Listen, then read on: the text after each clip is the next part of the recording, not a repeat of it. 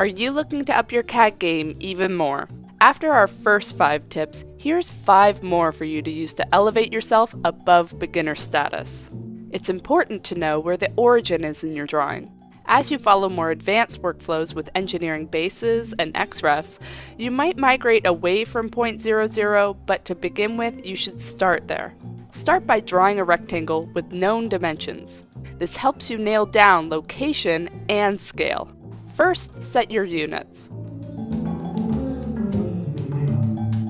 Then, use the shortcut for the rectangle tool. Then type 0, 0, and enter to start the rectangle at the origin. Type D to select the dimension option, set the dimensions, and click to place it. Type Z or Z and enter for zoom, then E-enter for the extents option. You now have a rectangle of known size and location to start drafting confidently. Turn on Object Snap Tracking and combine it with OSnap and Ortho to make lining up your polyline drafting so much easier.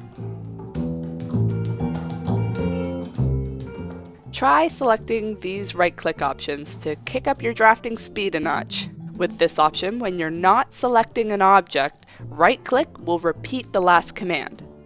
Drawing polylines just got really fast. With this option, when you're selecting an object, right-click opens the Options menu. This is a great way to find Select Similar or Copy with Base Point when you need it. With this last option, when you're in the middle of a command, right-click replaces the Return or Enter key.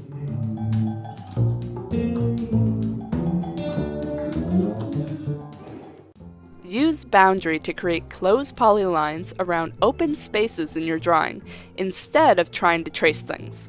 This is great for creating closed spaces to place hatches for land effects tools.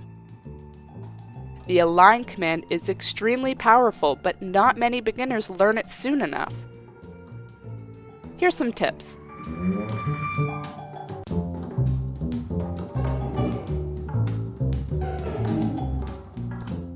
You don't need a third point when drafting in 2D, so right-click past it using Tip 3's right-click options.